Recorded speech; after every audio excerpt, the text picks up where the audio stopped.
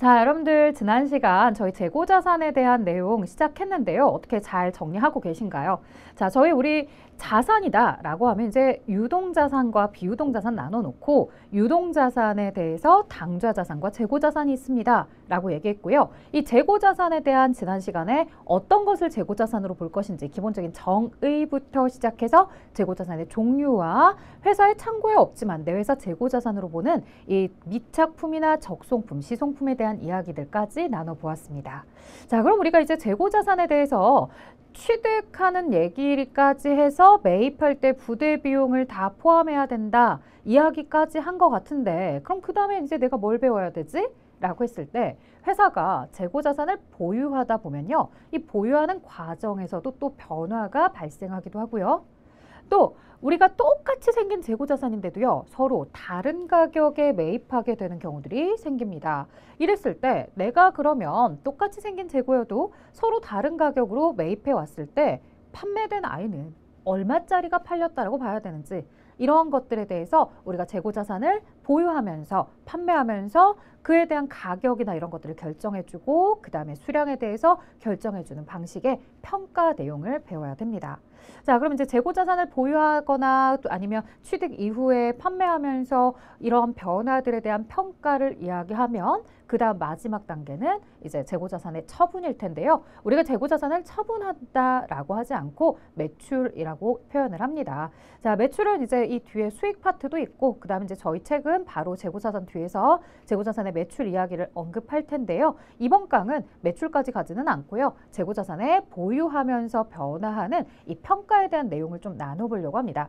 이 평가에 대해서 이야기할 때 처음에 이제 우리가 매출하는 아이들에 대한 평가, 그 다음 기말에 남아있는 아이들에 대한 평가, 뭐 이렇게 나누어서 배우자라고 할 때도 있는데, 사실 뭐 그걸 지금 나눠볼 필요는 없고요. 이따 학습 정리할 때 제가 이제 여러분들에게 매출원가와 관련해서 이런 평가, 기말 재고와 관련해서는 이런 평가가 있습니다 라고 설명을 해드릴 테니까요. 이번 시간도 여러분들 같이 집중해서 다 차근차근 한번 진행을 해봅시다.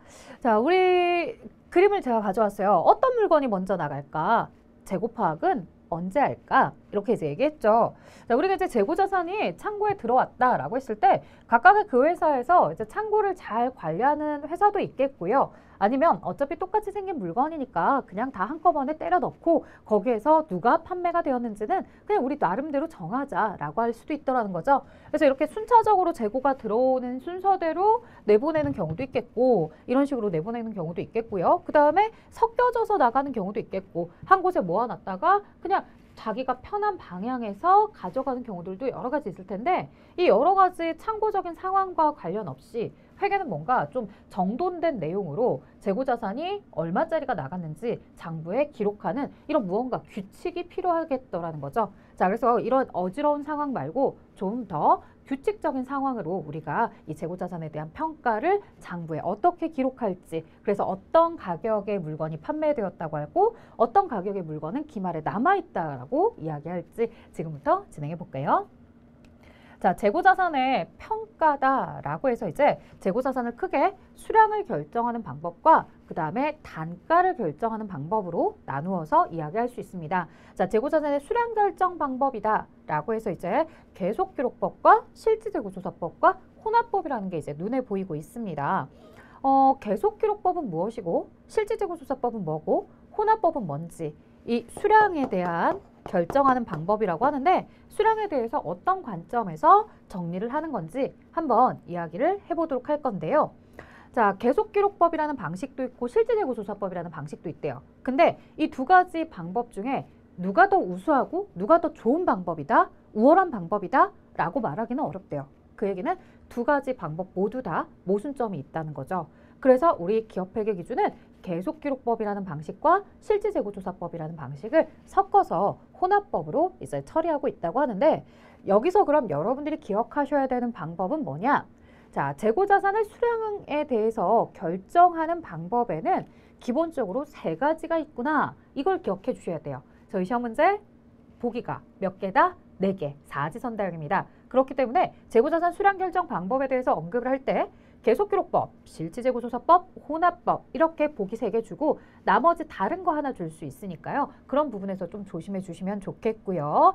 그럼 방법에 대해서 이렇게 3가지 방법을 모두 다 익혀야 되는 거냐? 자, 그건 아니고요. 여러분들이 계속기록법과 실질재고조사법을 구분할 줄만 아시면 됩니다. 그래서 시작할게요. 자, 계속기록법이다 라고 하면은 계속해서 장부를 기록하는 방식이에요. 그게 무슨 방식이지? 자, 예를 들어서 내가 어제 사과를 팔다가 10개의 사과가 남아있어요. 그러면 오늘 장사를 새롭게 시작했다고 했을 때 나 이거 다 팔아버리고 시작하느냐? 그렇지 않고요. 자, 내가 기초에 10개를 가지고 있었으면 물론 팔아버리면 좋겠죠. 근데 아무도 안 사갔는데 어떻게 팔 거야? 그렇다고 버리고 갈 수도 없고. 그러니 어제 팔던 기초 10개를 이제 오늘 장사할 때 기초재고로 가지고 옵니다. 자, 그럼 이제 기초재고로 가지고 왔는데 10개 가지고는 장사가 하기가 어려워. 그래서 내가 오늘 시장에 가서 추가로 더 매입을 했어요. 자, 이렇게 해서 전체 이제 내가 판매가 가능한 건 100개예요, 100개.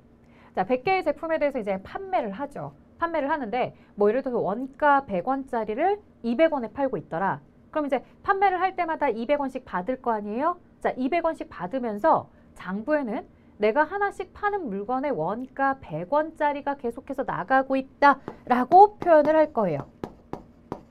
계속해서 매출에 대한 매출액만 기록하는 것이 아니라 그 매출하는 물건의 원가도 계속 장부에서 빠져나가고 있는 원가를 계속 회계 처리를 해줄 겁니다. 그래서 70개가 장부에서 나갔다라고 이렇게 써줄 거예요. 그럼 여러분들 이 회사에 이제 남아있는 재고는 몇 개가 되겠어요? 전체 100개의 재고에서 70개를 팔았으니까 30개가 남아있겠구나 라고 생각하실 수 있겠죠. 자, 이런 식으로 기말재고를 구하는 방식이에요. 이렇게 계속해서 장부를 기록하면 장점은 뭐냐면 언제든 내가 장부를 열어보았을 때 지금 현재의 매출 원가가 얼마나 있는지 그걸 바로바로 집계할 수 있고요. 내가 얼마나 팔았는지를 바로바로 파악할 수 있다는 얘기예요. 왜? 하나의 물건이 팔릴 때마다 판매하고서 받는 돈만 쓰는 게 아니라 얼마짜리 물건이 팔렸는지도 장부에 계속해서 기록을 하니까 내가 매번 쓸 수 있다는 장점이 있죠. 근데 단점도 있어요. 뭐냐? 하루에 나가는 재고가 어마어마하게 많아. 그러면 그 어마어마하게 많은 재고에 대해서 내가 일일이 하나하나씩 다 파악을 하려면 어때요? 인력이 부족하겠죠. 시간과 비용이 너무 많이 들어갈 거야. 그래서 사실 이러한 계속기록법은요. 모든 업종이 다 쓰기는 어렵더라. 아주 많은 물건이 다량으로 계속해서 나가는 그런 회사라고 한다면 그걸 내가 계속 판매와 관련된 매출원가를 기록하기 어렵다는 단점이 있고요. 또 어떤 점이 있냐면 판매를 70개 했으면 기말의 재고가 30개가 남아있다라고 파악을 했잖아요. 근데 이 30개라는 숫자는 내가 실제로 창고에 가서 세어보는 숫자는 아니에요.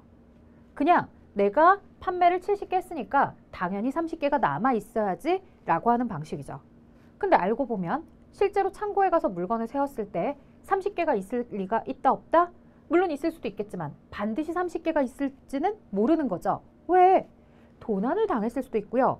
분실이 됐을 수도 있고요. 파손을 했을 수도 있고요. 여러 가지 변수들이 분명히 존재하고 있을 거예요. 근데 그러한 부분에 대해서 파악을 하지 못하죠. 실제 창고에 가서 숫자를 세워보진 않으니까. 그래서 여기서는 이런 파손이나 손실에 대해서 기말에 더 과도하게 잡히게 되는 그런 단점들이 있겠죠. 자, 그러면 이런 단점들 있지만 그래도 계속해서 장부를 기록하는 방식이라고 하니 장부 기록하는 내용에 대해서 한번 보자 이거예요. 자, 회사가 상품을 매입했대요. 그러면 차변에 상품이라는 자산이 증가하고요. 대변에는 만약 외상으로 매입했다 그러면 외상 매입금이라는 부채가 생기는 거예요. 자, 벌써 분기 다 잊어버리신 건 아니죠, 여러분들. 차변에 상품이 들어오면 들어온 거 쓰시라고 했어요. 회사에 상품 들어왔어. 그 다음 대변에 나가는 거 쓰거나 왜 들어왔는지를 쓰라 그랬어요.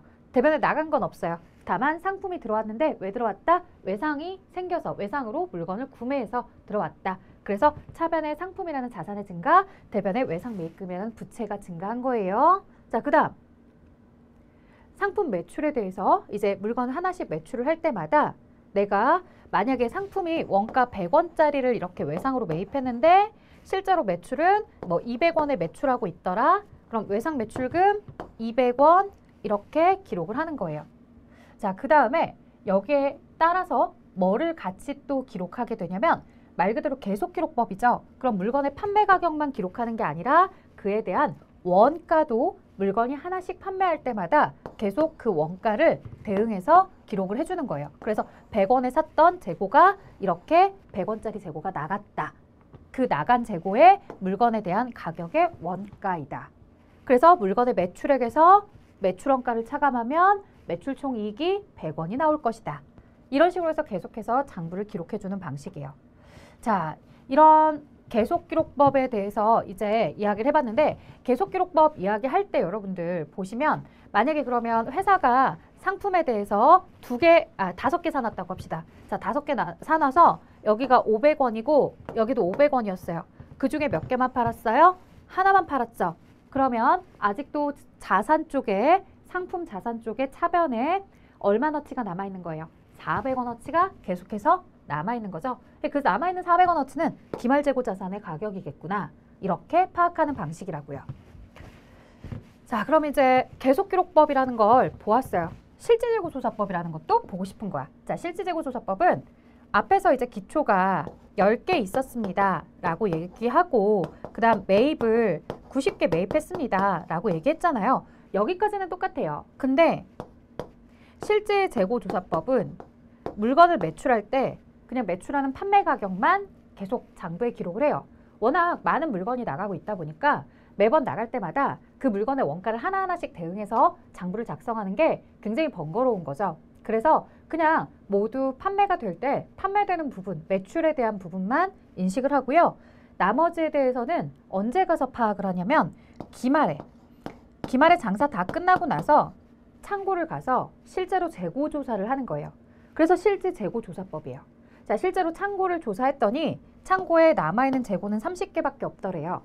아, 30개밖에 없다는 건 그럼 내가 70개를 팔았단 얘기겠구나.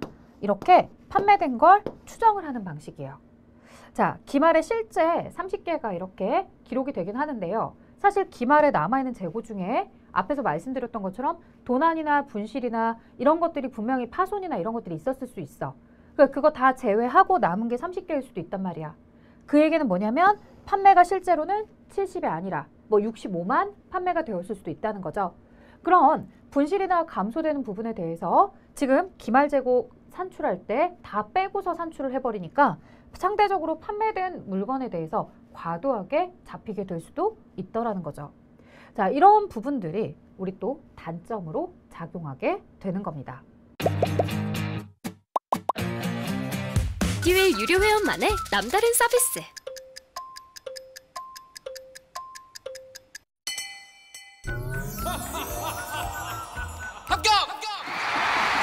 합격하고 돈도 받는 혜택. 오직 에듀윌 유료 회원에게만. 에듀윌.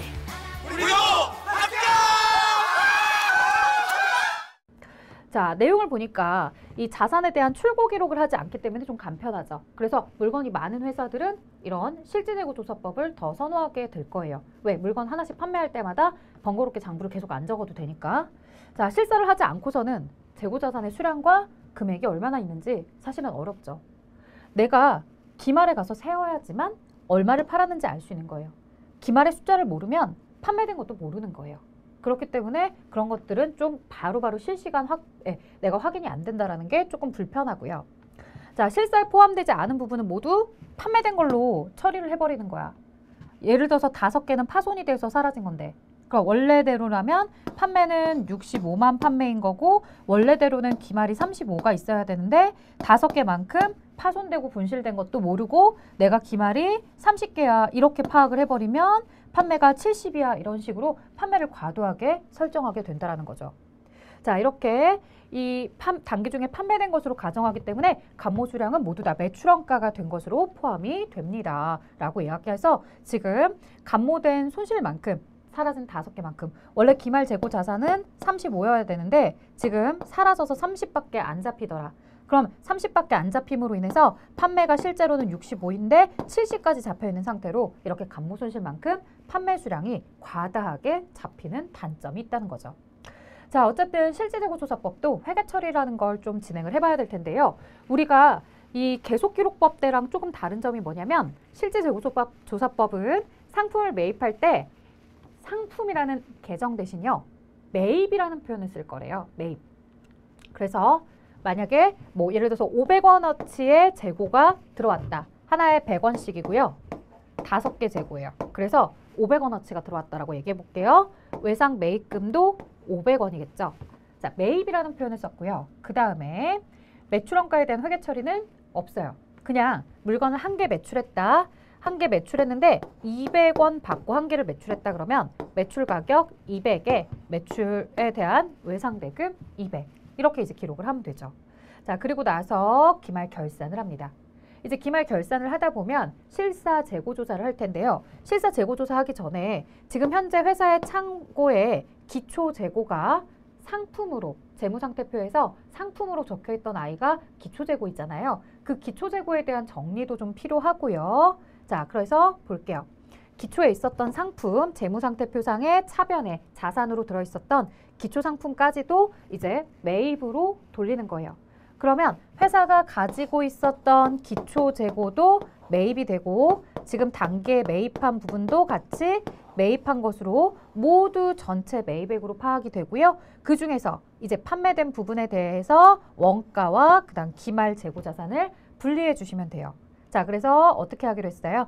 기초에 있었던 매입액을 매입으로 돌리고 기말에 남아있는 재고자산에 대해서는 이제 매입했던 부분, 자, 매입했던 부분 중에서 기말에 남아있는 걸 상품으로 바꿔주시는 방식이에요. 왜냐면 이제 기말 재고에 대해서 실사를 할 거 아니에요. 실사하고서 남은 상품이 몇 개일까? 이걸 이제 기말 재고 자산에 대해서 실사를 하겠죠. 그럼 실사하고 나면 나머지가 팔렸구나. 이렇게 보는 방식이에요. 자, 그래서 예를 들어 기초재고가 200원어치였고 그 다음에 단계 매입한 게 500원어치였다. 그들에 대해서 기말에 남아있는 재고자산 실사 재고조사를 했더니 뭐 예를 들어 600원어치가 기말에 남아있더라. 그럼 기말에 남아있으면 이 매입과 관련된 부분, 기초도 매입으로 바꿨었잖아요. 그럼 단계 매입한 500원. 그러면 200원의 매입액과 500원의 매입액 전체 매입이 700. 전체 매입 700 중에서 600은 지금 현재 기말에 남아있다. 600은 남아있다. 하지만 100원은 팔려서 사라졌다. 이렇게 100원은 팔려서 사라졌으니까 이만큼은 매출원가다 라고 하는 거죠. 자, 그래서 기초에 있었던 게 예를 들어 200원이더라. 이렇게 가정을 해볼게요. 기초에 있었던 게 200원이더라. 그리고 매입한 게 단계 500원어치더라. 이렇게 이제 얘기를 한 거잖아요. 여러분들이 잘 안 보이실 수도 있는데요. 이렇게 보는 거예요.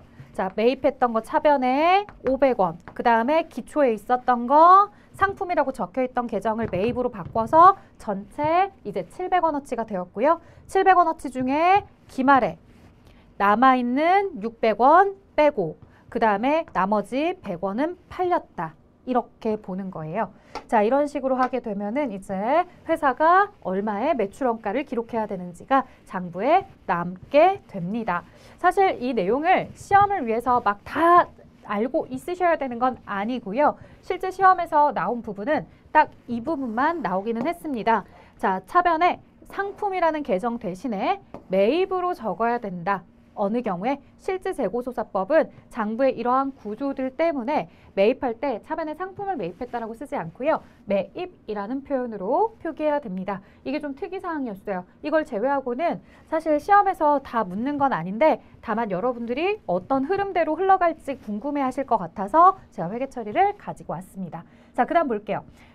그래서 이제 계속기록법과 실질재고조사법, 계속기록법으로 하게 되면은 기말재고가 과다하게 잡히고 그 다음 실질재고조사법으로 하게 되면 판매액이 과다하게 잡히기 때문에 우리는 이 두 가지를 모두 다 혼합해서 쓰고 있다. 해서 이제 혼합법이라는 방식도 있다는 거예요.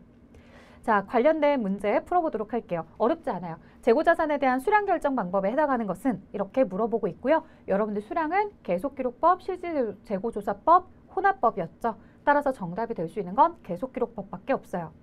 자, 그 다음에 저가이면서 다량의 제품을 취급해요. 그러니까 물건이 너무 많아. 물건이 너무 많으면 물건이 하나씩 판매될 때마다 그에 대한 매출원가를 계속해서 장부에 기록하기가 힘들어. 그래서 계속기록법은 힘들어. 자, 그 다음에 다량의 상품을 취급하는 업체에 적합하나 재고, 감모 손실 등을 알 수 없다는 단점이 있다. 왜냐하면 기말에 실사된 재고를 제외하고는 나머지가 다 팔렸다라고 파악을 하기 때문에 실제로 얼마나 정확하게 팔린 것인지는 계속 장부를 기록 안 해놨기 때문에 알 수가 없다라는 거죠. 그래서 감모된 손실이나 이런 것들이 파악하기가 어렵다라는 거예요. 자, 그런 건 바로 실질재고조사법이라고 합니다. 자, 그 다음 볼게요. 어떤 기업은 실질재고조사법을 적용하고 있습니다. 기중에 이 기업은 500만 원의 원재료를 외상으로 매입했고요. 매입에 소요되는 운송비와 보험료까지 이렇게 확인이 되었다고 합니다. 자, 질문은요, 여러분들 실질재고조사법이라는 걸 주의해 주셔야 되겠고요. 두 번째는 매입에 소요된, 즉 매입할 때 부대 비용을 어떻게 처리해야 되는지 그걸 주의하셔야 되는데요. 일단 우리가 실질재고조사법이다 라고 하면 앞에서 회계처리 보여드렸다시피요. 계속기록법은 상품으로 적지만 실질재고조사법은 우선 매입으로 기록해 주세요 라고 했습니다. 따라서 매입으로 기록하는 아이들이 정답의 후보군이 되겠고요. 2번, 3번 중에 누가 정답이냐 라고 했을 때 매입액을 530으로 보아야 되는지 500으로 봐야 되는지거든요. 자, 매입할 때의 부대 비용, 운송비라든가 운송보험이라든가 이런 것들은 내가 모두 다 취득원가에 포함시키는 거였죠. 자, 지난 시간에 그런 얘기 했었어요. 내가 물건 하나를 구매하는데 배송비까지 부담했더라. 그래서 12,500원에 구매했다. 이런 방식으로 접근하는 거였죠. 자, 마찬가지로 매입액에 대해서 운송비와 보험료까지 합쳐서 매입액은 530입니다. 자, 다음 문제로 보도록 할게요. 자, 이제 재고자산의 단가 결정 방법으로 넘어옵니다. 앞에서 우리 수량의 결정 방법에서 계속기록법, 실질재고조사법 있었잖아요. 이 단가 결정 방법에 대해서는 또 뭐가 있는지 그 앞에 수량과 헷갈리지 않도록 구분해서 잘 기억해 주셔야 돼요. 저희 시험 문제는 누가 수량의 결정 방법이고 누구가 단가의 결정 방법인지 구분할 줄 아는 거를 잘 물어봅니다. 자, 동일한 재고자산의 취득 시, 취득 시기에 따라서 단가가 계속 변동되는 경우에 판매된 자산이 어떤 단가의 자산인지 결정한 것을 원가 흐름의 가정이라고 하며 기업회계 기준에서는 개별법, 선입선출법, 후입선출법, 가중평균법이다 라고 해서 이동평균법과 총평균법을 이렇게 기록하고 있고요. 유통업은 예외적으로 이 매출가격 환원법이라는 방식도 인정하고 있대요. 자, 우리가 이런 방법들을 보기는 했지만 막상 이 방법이 현재 내가 내용만 봐서는 어떤 방법일 건지 감이 오지 않아요. 그래서 좀 더 얘기해 볼게요. 자, 개별법이다 라고 하면 우리가 여러 개의 물건을 사왔는데 똑같은 물건인데요. 가격이 다 달라. 다 다르지만 개별법은 일일이 하나하나씩 다 가격표를 붙여놓고서 얼마짜리가 나가는지 그 사라지는 가격표 가격에 따라서 장부에 기록하는 방식이에요. 이런 개별법을 하게 되면은요, 아주 정확한 원가 계산을 할 수는 있겠죠. 재고자산에 대해서 정확하게 얼마짜리 재고가 팔렸는지를 우리가 매출원가로 기록할 수 있어요. 다만 단점이 있죠. 이렇게 하나하나씩 일일이 파악을 하는데 문제는 이런 물건의 개수가 100만 개, 10만 개, 1000만 개야. 어마어마하게 많아. 매번 하나씩 나갈 때마다 파악하는 건 정말 힘들고 어려울 거예요. 자, 그래서 개별법 정말 정확하고 좋기는 하지만 재고자산 자체가 많은 회사들에게는 시간과 비용이 너무 많이 든다는 단점들이 있더라는 거예요. 그럼 어떻게 해야 되겠어요? 우리 이제 다른 방식으로 좀 생각을 해봐야 되겠죠. 그래서 나온 방법들이 선입선출, 후입선출, 이동평균, 총평균 이런 방식인데요. 선입선출은 먼저 들어온 게 먼저 나가는 방식이에요. 그래서 순서대로 들어온 순서대로 물건이 나갔을 것이다. 그러니까 실제로 물건이 얼마짜리가 빠져나가는지는 그건 중요하지 않은 거야. 장부에 내가 적을 때 지금 나간 물건 한 개는 제일 첫 번째 들어왔던 날짜의 물건 가격이 나가는구나. 두 번째 나가면 그 다음 날짜에 들어왔던 가격의 물건이 나가는구나. 이런 식으로 장부를 기록하는 거예요. 이게 선입선출법. 자, 그 다음 후입선출법은 말 그대로 나중에 들어온 게 먼저 나가는 방식이에요. 그러니까 내가 들어온 순서와 상관없이 가장 최신으로 들어온 걸 먼저 빼서 보내주는 방식이에요. 자, 그 다음에 이동평균법이다 라고 하는데요. 이동평균법 같은 경우는 여러분들이 매입할 때마다 계속해서 가격을 하나의 평균 가격으로 업그레이드 시켜주고 있다고 생각하시면 돼요. 총평균법은 들어온 날짜나 이런 거에 대해서 다 상관없이 모든 가격을 하나로 다 통일해서 통일한 가격이 나갔다. 통일한 가격에 단가의 가격이 남아있다. 이렇게 보는 방식이에요. 좀 더 심플하기는 합니다. 할게요. 완전 초보였죠. 그것도 생초보. 퇴근하고 에듀윌 강의 들으면서 한 2달 정도 공부했던 것 같아요. 그래서 제가 세운 목표는 강의를 한번 다 듣고 기본기를 만든 후에 기출문제를 풀자 이거였거든요. 강의만 들어도 그 안에 기출문제로 그날 배운 내용 적용해서 풀어보는 거라 공부하는 데 도움이 많이 됐어요. 에듀윌은 합격이다! 자, 그 다음 매출가격 환원법은 남아있는 물건이 얼마나치가 남아있는지를 봐요. 그래서 이 슈퍼나 이런 유통업에서 남아있는 물건들 재고 파악을 하죠. 그러면 두부가 얼마짜리, 과자가 얼마짜리 이렇게 남아있는 걸 파악을 해요. 그리고 나서 거기에 원가율이라는 걸 곱해요. 예를 들어서 우리 회사는 20%는 이익을 붙이고 원가율이 80%다. 그럼 1,000원짜리 물건이 남아있으면 1,000원짜리 물건에 80%의 원가율을 적용해서 남아있는 재고자산의 원가는 800원짜리가 남아있는 거야. 이런 식으로. 판매 매출은 1,000원에 하지. 1,000원에 하지만 이 물건의 원래 원가는 80%, 800원이야. 이렇게 보는 방식이 매출가격 환원법, 소매재고법이라는 방식이에요. 자, 소매재고법, 매출가격 환원법은 앞에서도 설명이 되었지만 유통회사에서만 예외적으로 허용이 되고 있기 때문에 우리같이 제조기업을 주로 배우는 사람들은요. 위에 있는 방식을 훨씬 더 많이 접하게 됩니다. 자, 볼게요. 자, 우리 이제 내용을 이렇게 박스 안에 놓고서 제가 그림을 하나씩 불러오려고 해요. 앞에서 설명은 들었지만 뭐 선입선출, 이동평균 얘긴 들었는데 정확하게 잘 딱 느낌이 안 오죠. 그래서 이렇게 가져왔어요. 창고에 100원짜리가 들어왔습니다. 자, 재고 100원짜리 재고가 하나 있어. 그 다음 날 들어온 건 300원짜리예요. 자, 지금 나타나는 순서대로 물건이 창고에 쌓이고 있다고 보시면 돼요. 그 다음에 500원짜리가 들어왔어요. 그 다음 700원짜리가 들어왔어요. 분명히 동일하게 생긴 물건이죠. 똑같이 생긴 물건인데 들어올 때마다 가격이 다 달라. 심지어 가격이 저렴해지는 적이 없어. 처음에 사올 땐 100원이면 샀는데 물가가 계속 오르는 거예요. 300원에 사고 500원에 사고 700원에 사고 이렇게 되는 거죠. 갑자기 이걸 보니까 저도 모르게 주식시장 막 생각이 나는 거야. 이렇게 가격이 오르는 게 어딨어 라고 이렇게 하는데 우리가 실물 경제에서는 갑작스럽게 가격이 이렇게 막 뛰는 걸 만나기가 많진 않은 것 같아요. 근데 주식시장에서는 이렇게 가격이 쭉쭉쭉 오르는 상황을 진짜 계속 보는 것 같아요. 하루에도 이렇게 계속 오를 수 있죠. 그래서 내 친구들 보면은 누구는 그 주식 한 주를 300원에 샀는데 누구는 뭐 하나에 그날 샀는데 오후에 사니까 500원에 사고 마지막 장 마감할 때 700원에 사고 뭐 이럴 수도 있는 거예요. 자, 그럼 이제 여러분들이 만약 주식 투자를 하고 있다고 해도 똑같은 방법이에요. 이 주식 투자를 했을 때 내가 그럼 100원에 산 것도 있고 300원에 산 것도 있고 500원에 산 것도 있고 700원에 산 것도 있는데 내가 도대체 지금 여기서 이제 하나를 내가 다음날 팔았다 이거예요. 내가 주식을 하나 팔았다면 얼마짜리가 팔렸겠냐.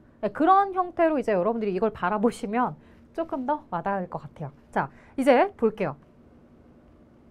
만약에 내가 선입선출법이라는 방식에 따라서 장부를 작성한다라고 하면 물건에 이제 순서가 있었잖아요. 그럼 이제 먼저 들어오는 순서대로 나갈 거거든요.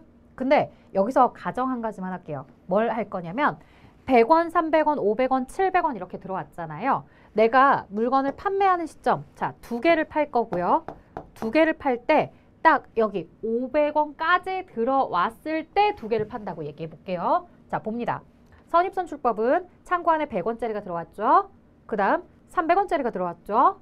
그 다음 500원짜리가 들어왔어요. 자, 퀴즈. 여러분들, 이 중에 선입선출법으로 하게 되면 판매된 2개의 재고는 얼마짜리가 팔렸을까요? 얼마짜리? 먼저 들어온 거. 자, 창고의 입구가 여기고 출구가 여기라고 생각하는 거야. 그러면 물건을 창고에서 문 열어서 100원 쌓고 300원 쌓고 500원 쌓잖아요. 여기서 이제 창고 문을 열었다. 그럼 얼마짜리가 먼저 보여요? 100원짜리 먼저 보이죠? 그 다음 300원짜리가 보이겠지? 자, 2개 팔렸어요. 이렇게. 창고에 500원어치가 남아있죠. 그 다음에 700원어치가 들어왔어요. 그럼 이제 선입선출법은 판매된 아이들의 물건은 100원짜리랑 300원짜리가 팔렸다라고 보는 거고 남아있는 아이들은 500원짜리랑 700원짜리가 남아있다라고 보는 방식이에요. 자, 그 다음은 후입선출법.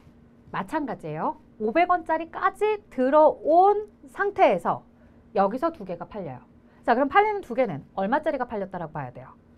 가장 나중에 들어온 거죠. 자, 후입선출법은 쉽게 생각하면 창고의 입구와 출구가 다 한쪽이라고 보시면 돼요.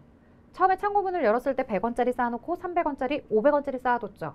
다시 창고문을 열었어요. 가장 앞에 있는 것부터 빼서 팔 거예요. 그래서 후입선출법으로 하게 되면 마지막에 사왔던 500원짜리랑 300원짜리가 팔려요. 그리고 현재 100원어치 남아있죠? 그 뒤에 추가로 재고를 더 매입해서 700원짜리까지 남아있는 상태예요. 자, 그러면 이렇게 기록을 할 수 있겠고, 이동평균법은 어떨까요? 이동평균법은 매입할 때마다 단가를 계속해서 업데이트해주는 방식이에요. 100원짜리가 있어요. 여기에 300원짜리가 들어왔죠. 자, 우리 사장님 방침이 뭐냐면, 야, 똑같은 물건에 다른 가격표 붙여놓지 마. 사람들이 자꾸 혼란스러워하고 그 다음에 자꾸 저렴한 거 찾으려고 하니까 그냥 똑같은 물건이 들어오면 무조건 가격표를 하나로 통일해버려 라고 하는 거예요. 가격을 통일해버릴 때 어떻게 통일해버리냐? 100원, 100원, 300원, 300원? 아니. 평균이라는 걸 구하라는 거예요. 평균은 어떻게 구해요? 100원짜리랑 300원짜리가 있어요. 이렇게 두 개 가지고 있어요. 그러면 200원짜리가 두 개 있다. 이렇게 보는 거죠. 그래서 가격표를 200원, 200원으로 붙이는 거야. 자, 그 다음에 또 재고가 들어왔다고 했어요. 얼마짜리였어요? 500원짜리 들어왔었잖아요. 순서대로. 자, 500원짜리가 들어왔지만 500원으로 가격표를 붙여놓으면 사장님이 노발대발할 거야. 그쵸? 왜? 가격표 같이 붙여놓으라 그랬잖아. 근데 똑같이 생겼잖아. 근데 누구는 200원이고 누구는 200원이고 누구는 500원이면 이게 안 맞잖아요. 그러면 여러분들 어떻게 하셔야 되는 거예요? 200원, 200원에 500원 다 더한 다음에 3개의 재고가 있습니다. 이렇게 평균을 구해주시면 되겠죠. 그러면 900원 나누기 3 하니까 모두 다 300원, 300원, 300원 이렇게 바뀔 거예요. 자, 이렇게 300원짜리로 바뀐 다음에 나중에 이제 물건 두 개가 팔렸다라는 거예요. 딱 이 시점에서. 3개의 재고가 있을 때 딱 두 개가 팔렸어. 그러면 얼마짜리 팔렸다고 보면 돼요? 그냥 지금 보시는 것처럼 300원의 평균 가격으로 기록되어 있는 재고 두 개가 팔린 거야. 그래서 나머지 이제 300원짜리가 남아있죠. 여기에 하나를 더 사왔어. 700원짜리.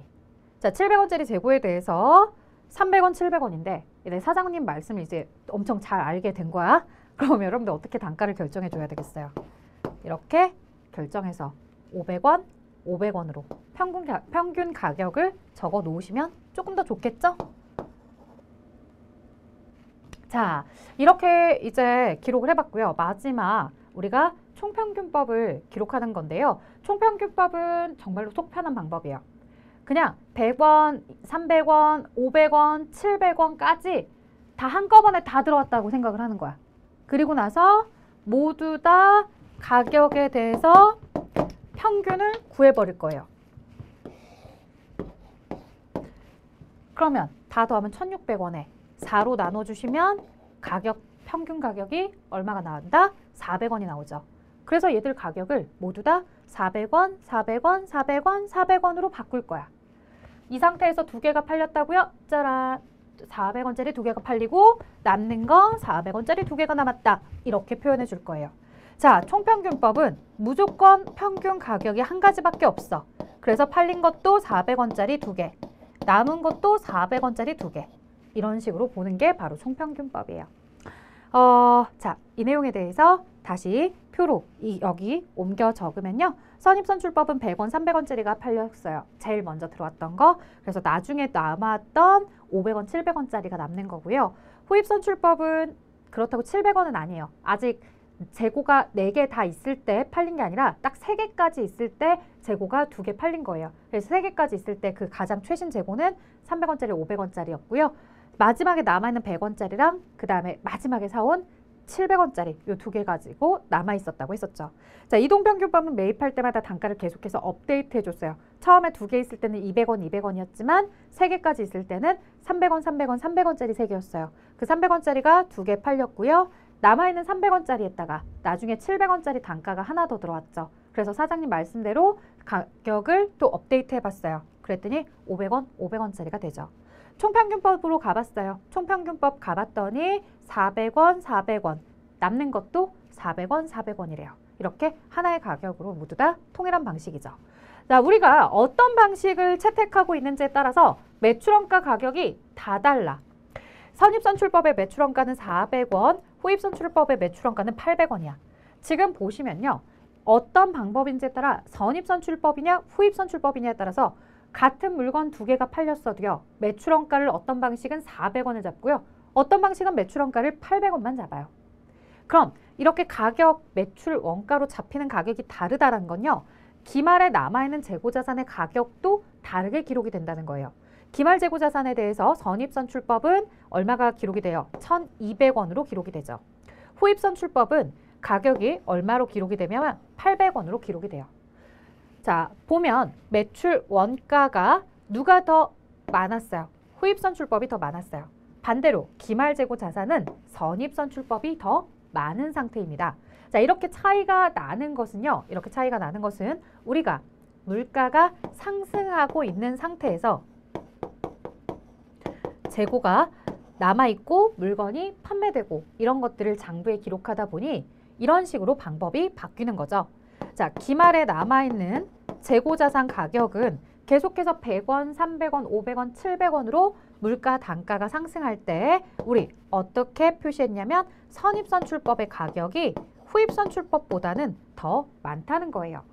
반대로 매출할 때 물건의 원가를 기록하는 부분에 대해서는 누가 더 많으냐라고 했을 때 후입선출법은 800원으로 매출원가가 기록이 되는데 선입선출법은 400원만 기록이 되니까 후입선출법으로 적용하면 매출원가가 더 많이 잡히게 된다. 이렇게 표현을 해주는 거죠. 자, 이런 내용들을 가지고서 시험에도 질문을 합니다. 어떻게 물가가 상승할 때 회사의 기말 재고 자산이 가장 많이 나오는 방식이 뭐니? 반대로 매출원가가 가장 큰 방법, 그걸 이제 우리는 비용을 많이 인식한다라고 해서요. 가장 보수적인 방법은 누구니? 이렇게 물어요. 자, 손익계산서의 매출액 마이너스 매출원가는 매출총액이에요. 매출원가라는 것은 마이너스 비용이에요. 비용을 우리가 많이 인식하는 방식은 보수주의라고 했었어요. 이렇게 매출원가를 가장 많이 인식하는 비용을 우선적으로 인식하는 보수적인 방법은 누구니? 라고 물어본다라는 거예요. 자, 그러면 매출총 이익이 많이 나온다라고 하는 건 또 뭐냐? 우리가 매출에 대한 물건, 매출액이 예를 들어 그 두 개의 물건에 대해서 하나에 1,000원씩 모두 다 2,000원씩 팔았다고 생각을 해보세요. 자, 두 개 팔았죠? 하나에 1,000원씩 2,000원씩 팔았어.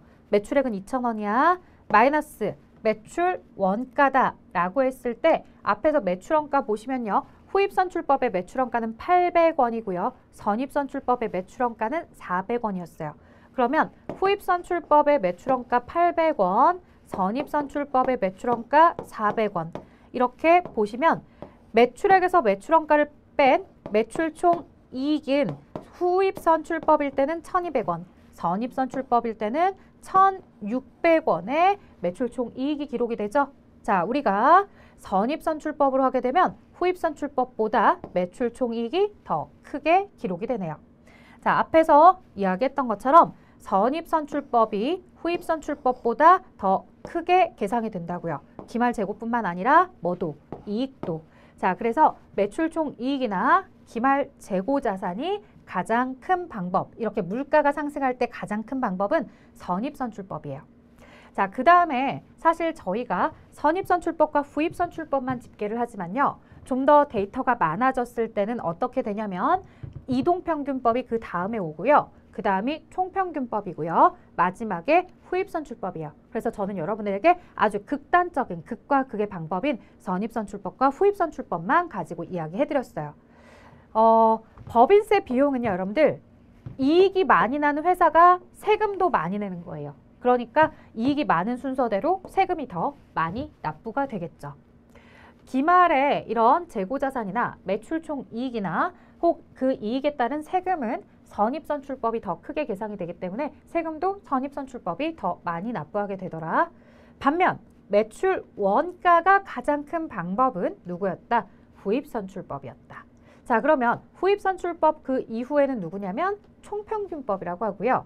매출원가를 비용을 많이 인식하는 방식 그 다음엔 이동평균법이라고 하고요. 매출원가가 가장 적게 계상되는 방법이 바로 선입선출법이라고 합니다. 자, 그럼 이제 나에게 시험 문제가 질문을 할 수 있어요. 물가가 상승할 때 회사가 가장 보수주의적인 방법에 의해서 매출원가를 크게 인식하는 방법은 무엇입니까? 라고 했을 때 물가가 상승할 때 매출원가 가장 큰 건 후입선출. 그래서 뭐 4개의 보기 중에 후입선출법을 정답으로 체크해 주시면 되는 거고요.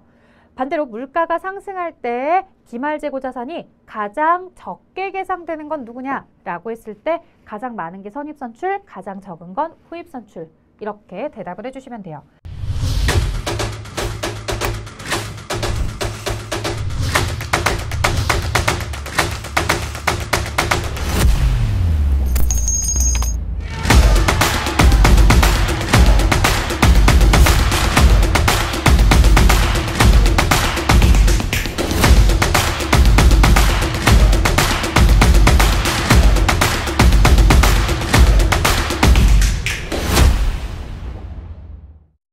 자, 그럼 이런 내용에 대해서 우리가 좀 암기를 하고 가는 게 좋겠다. 내가 시험장 가서 물가가 상승하는 걸 다 하나하나씩 장부에 기록하면서 문제를 풀 수는 없잖아요. 그 시점에서. 자, 그럼 어떻게 하면 조금 더 잘 이해하고 암기해서 시험장 가서 절대 안 틀리는지 그 얘기를 좀 해보려고 해요.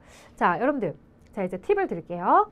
우리가 머릿속에 이제 물가 상승이 가장 보편적인 방법이에요. 인플레이션, 물가 상승 이걸 가장 많이 물어봐요. 그리고 물가 상승을 가장 기본형으로 먼저 기억을 하시면서 머릿속에 이익을 한번 떠올려 보세요.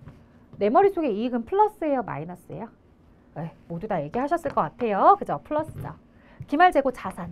자산은 내 거야, 내 거. 내 것도 같이 플러스죠. 반면 매출 원가는 뭐예요? 마이너스. 보수주의적인 방법, 차가운 단어, 마이너스예요. 자, 플러스와 마이너스를 구분한 이유가 뭐냐고요? 이제 정답 알려드릴게요. 플러스는요, 가나다라 순서대로 배열을 하세요. 가나다라, 시옷, 이응, 읒, 흒. 반대로 마이너스는 가나다라 역순으로 흒, 읒, 이응, 시옷. 어때요? 순서가 잘 잡히죠? 물가가 상승할 때를 거의 대부분 물어본다고 했지만 반면 물가가 하락할 때를 물어볼 수도 있어요. 그러면 물가가 하락할 때는 여러분들 당황하지 마시고요. 물가 상승하는 시점을 먼저 암기해 두셨잖아요. 반대로 바꾸시면 돼요. 물가 하락은 반대로 바꾸면 돼요. 그래서 어렵지 않게 여러분들이 내용을 풀어갈 수 있을 거라고 봅니다. 자, 여기까지 이제 단가를 결정하는 방법도 했어요. 예, 이런 방법들 가지고서 이제 여러분들이 뭐 아까 제가 한번 스쳐 지나가듯 주식 얘기를 했는데요. 사실 이제 저희 회계적인 관점에서도 그렇고요. 주식은 어떻게 처리하냐면 이동평균법으로 처리해요. 그래서 왜 여러분들 평단가가 낮아졌어, 평단가가 높아졌어 뭐 이런 얘기를 많이 하잖아요. 그러니까 내가 계속해서 새로운 주식을 하나씩 매입할 때마다 그 매입한 가격과 기존에 있었던 가격들이 다시 평균 가격을 바꿔가는 방식으로 이렇게 기록하는 방식입니다. 그래서 보통은 이동평균법에 의해서 많이들 작성을 합니다. 그래서 우리가 사실 저희 ERP 회계 2급에서 그런 질문을 할진 모르겠지만 만약에 유가증권과 관련해서 단기매매증권의 취득의 단가는 이동평균법으로 작성합니다 라고 하면 맞는 표현이에요. 매입할 때마다 계속해서 단가를 평균 가격으로 업그레이드 시켜준다고 보시면 됩니다. 자, 다음 중 기말재고자산의 단가를 결정하는 방법, 앞에서 수량을 결정하는 방법에서 계속기록법이다, 실질세우조사법이다, 그 다음에 혼합법이다 이런 거 배우셨었죠?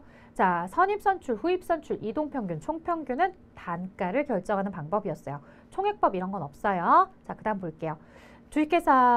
보기에 이미지 자료를 참고할 때 9월에 매출원가를 구하라고 했었고요. 지금 현재 매출한 시점은 9월 14일이에요.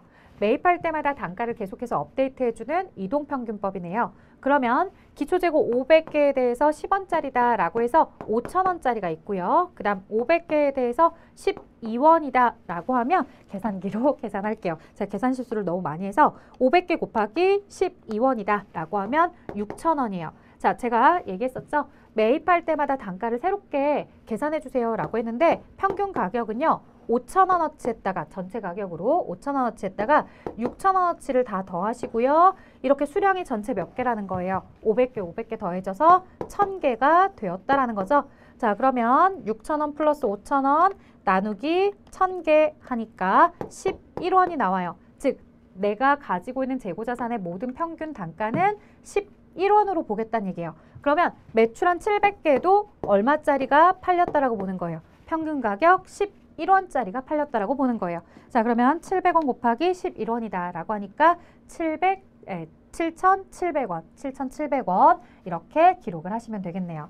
자, 그럼 이제 7,700원어치 이렇게 매출하고 나면 1,000개 중에 700개가 팔린 거잖아요. 이 회사 기말재고 몇 개 남는 거예요? 300개짜리, 자, 11원짜리 300개가 남고 그 다음에 1,000개가 13원이다. 이렇게 들어와서 전체 재고는 1,300개가 남아있겠네요. 자, 뭐 평균 단가를 구해서 기말재고의 단가는 얼마이다. 뭐 이렇게 계산을 하셔도 좋지만 우선적으로 매출원가를 물어보는 문제였고요. 기말에 남아있는 재고와 상관없이 지금 앞에 기초와 그 다음 9월 8일 매입한 것까지 여기까지 재고를 가지고 있었던 거니까 요 10원짜리와 12원짜리를 가지고서 평균 가격을 구한 다음에 이제 700개에 대입을 해준 거죠. 만약 이 문제가 전입선출법이었다라고 한다면 700개에 대해서는요. 기초에 있었던 500개 10원짜리 우선적으로 나가는 거고요. 그 다음 200개는 얼마짜리가 나가는 거냐면 12원짜리가 나가는 방식이에요. 선입선출법으로 하면. 그럼 반대로 후입선출법을 하게 되면요. 500개에 대해서 가장 최근에 매입했던 거 아직 27일 건 들어오지도 않았어. 12원짜리. 그 다음에 200개에 대해서는 우리 그 전에 더 있었던 10원짜리. 이렇게 다릅니다. 자, 만약에 총평균법을 물어봤다라고 한다면 500개 10원짜리 이렇게 해서 5,000원. 그 다음에 500개 12원이다 라고 해서 6,000원. 그 다음 1,000개 13원까지 해서 13,000원. 이렇게 해서 나누기 2,000개겠네요. 전체 수량. 그래서 나오는 평균 단가만큼 판매된 거 700개 적용시키시고 남는 거 적용시키시면 됩니다. 자, 이렇게 각각의 방법에 따라서도 우리가 저 매출원가를 구할 수도 있더라. 다만 여기 시험 문제는 이동평균법이었기 때문에 기초재고와 9월 8일에 매입한 부분에 대한 평균 단가로서 우리가 매출원가를 잡아주면 된다. 자, 다음 문제 볼게요. 기말에 창고조사를 갔대요. 자, 이 친구가 지금 창고에 제품이 10개 있어야 해. 근데 창고에 7개밖에 없더라 라고 하는 거예요. 몇 개가 사라졌다? 3개 사라졌죠? 자, 그뿐 아니야. 한 개 10,000원인 제품이 요즘 7,000원에 팔린대요. 왜 그래요? 뭐 유행이 지났을 수도 있고요. 아니면 내가 가지고 있는 재고가 뭐 좀 빛이 바래거나 아니면 용량이 좀 줄어들거나 아니면 뭔가 수명이 좀 줄어들었던 거나 이런 식으로 우리가 가지고 있는 재고의 가치가 떨어질 수도 있겠죠. 자, 그러면 이렇게 사라진 재고 수량이나 이 재고 자산에 대해서 남아있다 하더라도 남아있는 재고 자산의 가치가 떨어지는 걸 우리는 어떻게 하면 좋겠느냐? 그 얘기 좀 해보려고 합니다. 자, 수량에 대한 변화가 이렇게 올 수 있는데요. 아까 10개의 재고에 대해서 몇 개가 있다 그랬어요. 창고에 7개밖에 없더라 라고 이야기했죠. 그러면 3개의 재고가 사라졌어요. 이 사라진 재고에 대해서도 우리가 미리 예측하고 있었다면 이런 예측하는 손실에 대해서는 정상적으로 사라지는, 감소하는, 그리고 마모되는 손실이야 라고 해서 정상 감모 손실 이렇게 표현을 하고요.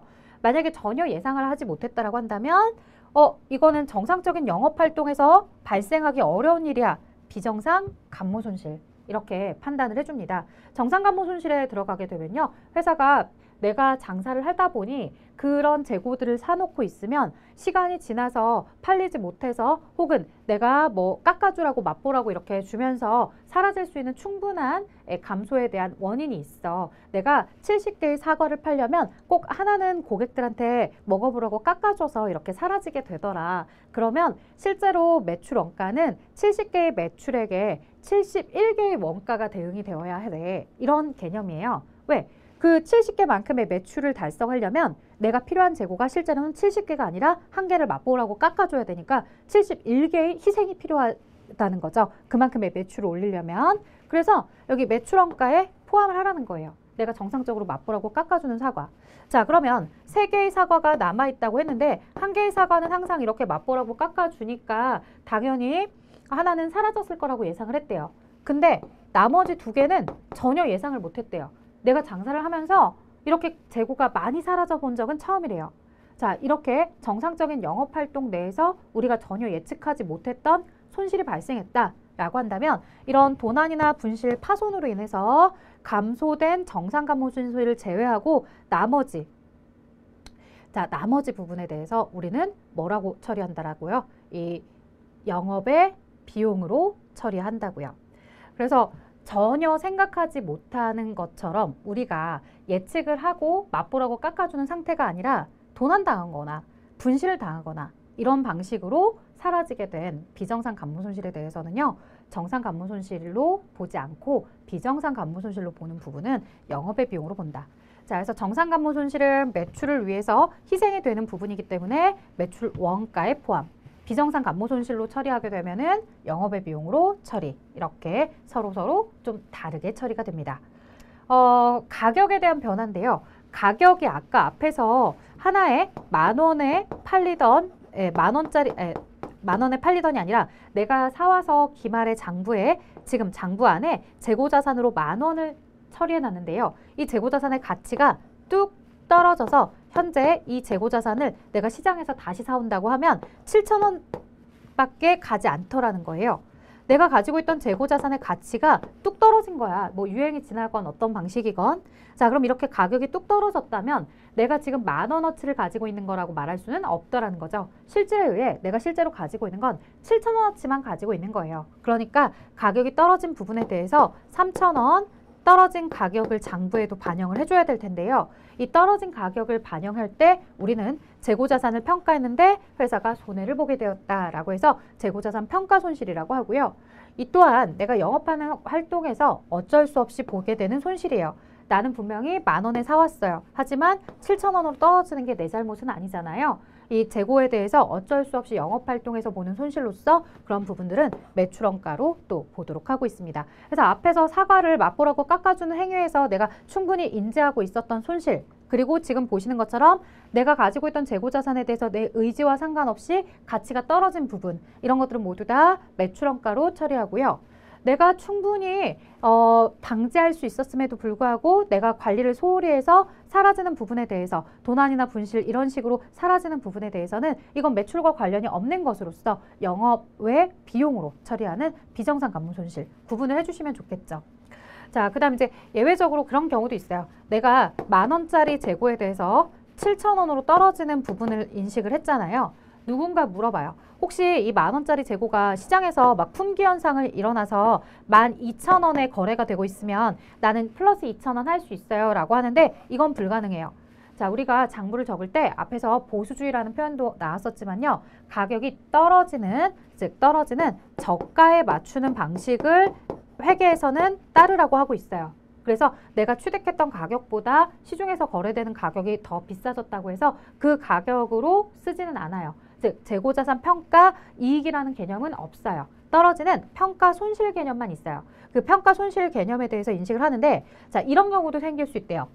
처음부터 가격이 올라간 건 아니지만 이 가격이 있었다가 떨어진 상태에서 다시 시장에서 분위기가 좋아져서 반등해서 가격이 상승하는 경우도 있더래요. 그럼 상승하는 부분에 대해서는 인식할 수 있느냐? 네, 인식할 수는 있는데요. 다만 얘도 이렇게 유리천장이 있어요. 어디까지 올라가지 못해요. 처음에 취득했던 가격보다는 더는 못 올라가요. 이렇게는 못 올라가요. 그래서 처음에 취득한 가격까지, 즉 마이너스 3,000원 했었잖아요. 다시 돌아갈 때 플러스 3,000원까지가 최대예요. 원래의 가격까지 회복하는 선까지만 다시 우리가 인식을 할 수 있습니다. 가격이 떨어질 때만 인식한다. 그런데 가격이 떨어지고 나서 다시 회복을 하게 된다면 그 회복은 인식할 수 있지만 회복을 인식할 때 처음에 취득했던 원가까지만 올라가라.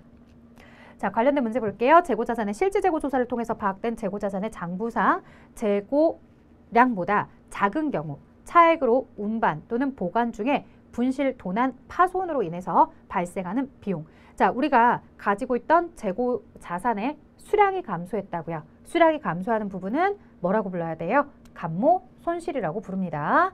자, 평가 손실은 가격의 하락입니다. 구분을 잘 해주셔야 됩니다. 자, 이번 시간 재고자산의 평가에 대해서 배웠습니다. 수량을 결정하는 방법에 계속기록법과 실질재고조사법 그리고 이제 혼합법으로 저희가 같이 쓰고 있다고 했었고요. 재고자산의 단가 결정은 개별, 선입, 후입, 이동, 총, 매출가격 환원법이 있습니다. 그중에 저희는 선입, 후입, 이동, 총평균법에 대해서 배웠고요. 뭐 물가가 상승할 때, 하락할 때 이런 개념들을 같이 이야기해 보았습니다. 자, 그러면서 관련된 문제에서 이동평균법으로 매출원가를 구하세요 라고 했던 예제 문제를 풀었고요. 그 문제를 통해서 선입선출법일 때는, 후입선출법일 때는, 총평균법일 때는 어떻게 달라지는지도 같이 보았고요. 자, 재고자산에 대해서 수량이 변화합니다. 내가 미리 예측하고 있었던 수량의 변화는 정상감모 손실이고요. 전혀 예측하지 못했는데 내가 정상적인 영업주기 내에서 볼 수 있는 손실의 범위를 벗어났다. 그러면 그것은 비정상 감모 손실로 봅니다. 자, 재고자산의 가격이 떨어지게 되면 재고자산의 평가 손실이라는 걸 인식하게 되고요. 지금 보고 계시는 정상 감모 손실이나 재고자산 평가 손실은 우리가 물건을 판매하는 과정에서의 보는 희생으로서 매출원가로 넣고요. 재고자산 비정상 감모 손실에 대해서는 이 비정상적인 부분이다 보니까 영업 외적으로 발생되었다라고 해서 영업의 비용으로 처리를 하고 있으니까요. 이런 부분들이 사실 저희 시험에서 자주 등장하진 않았지만 정리를 조금 해주시면 좋겠어요. 왜냐하면 저희 ERP 회계 2급을 제외하고 다른 자격 검정 능력 시험에서는 이 부분을 굉장히 좋아합니다. 그럼 이제 출제자가 새로운 출제 포인트를 잡아야겠다 라고 해서 기존에 내지 않았던 것을 내시려면요. 완전하게 새로운 걸 창출해서 내시지는 않으세요. 기존에 다른 시험들이 많이 물어보고 있던 거에서 발췌하고 응용하셔서 출제하시기 때문에 아마도 재고자산에 대해서 좀 새롭게 출제를 하셔야겠다라고 한다면 이런 부분들을 물어볼 수도 있으니까요. 저희 시험에서 기출문제가 많진 않지만 기억을 해주시면 좋을 것 같습니다. 자, 여기까지 진행하도록 할게요. 수고하셨습니다. 에듀